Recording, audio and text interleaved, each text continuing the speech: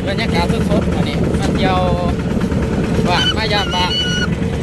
สองเมื่อหน้าเนาะมันใส่อันนี้เอาโจเมื่อหน้าเมื่อยำหน้าใหญ่ตื่นนี่แถวคุยลงใดเหมือนมีรถไถเมื่อ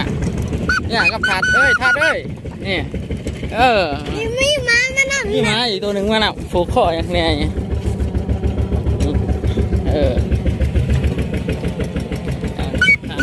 ห่างก็แล้วเนี่ยทางนี้แหละทางแถวนี้อ้าวรถไถโอ้เด็ดได้รถไถก็ได้นะเฮ้ยนกเขาสว่างโอ้ยเฮ้ยนกเขาสว่างเอาเหรอเล่นกับจอดิพี่ก็อย่างนี้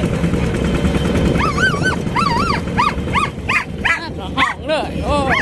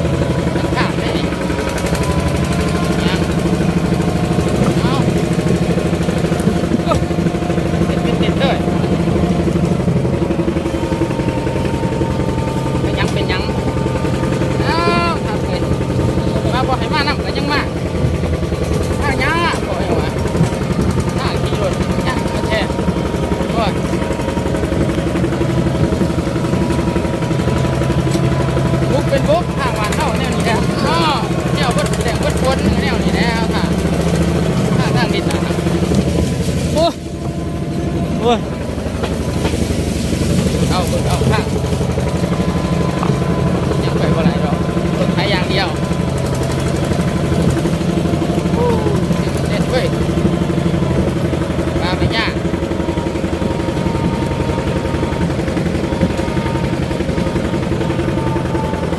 ไปเลยเนาะ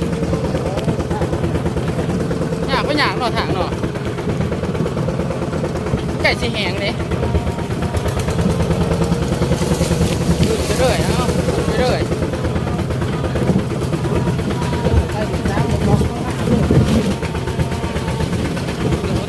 ยังไปบ่ได้เลย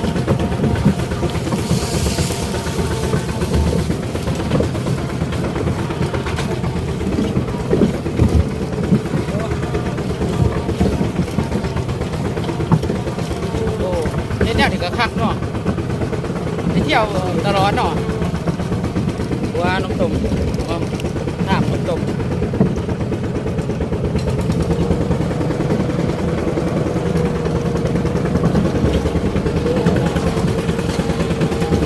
โอ้ไปทางใหญ่แล้วไปทางไกลโอ้ยเก่งอีนี้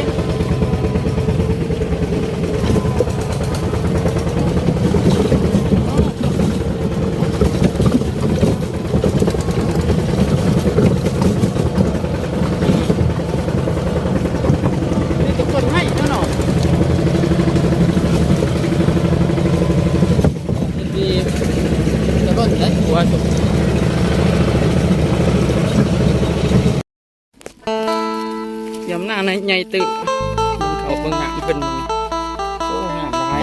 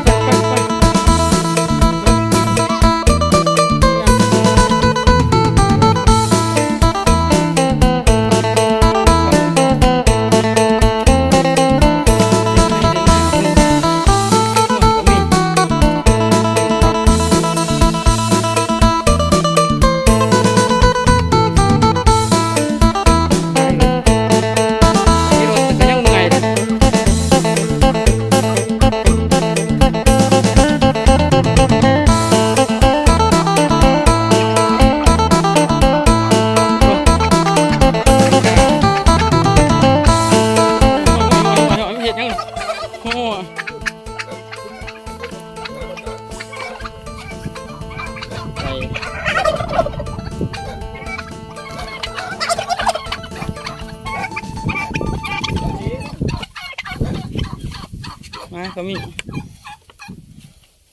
ก็มีนี่จะได้ โอ้ยคนมาแต่ใส่โอ้ย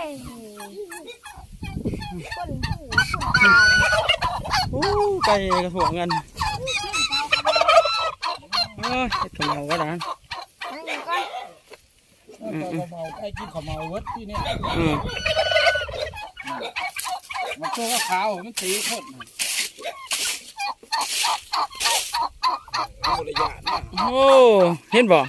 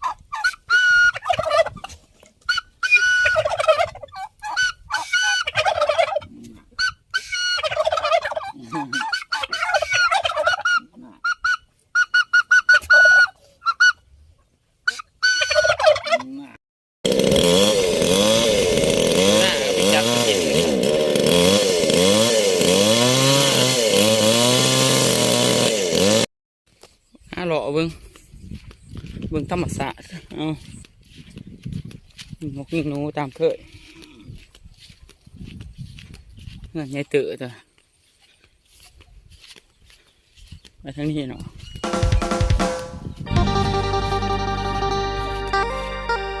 มันเขาสวะหัวละให้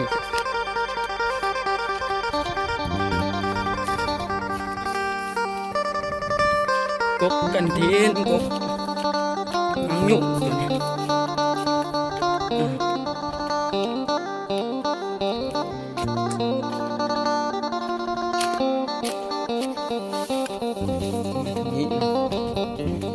โอ้เดี๋ยวเขาเดี๋ยวนี่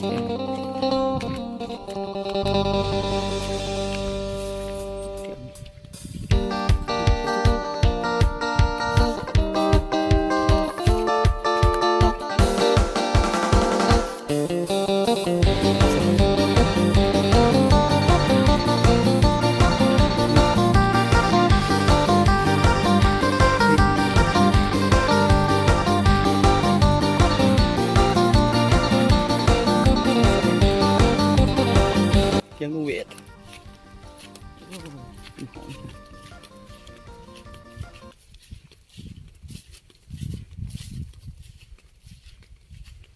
เขาก็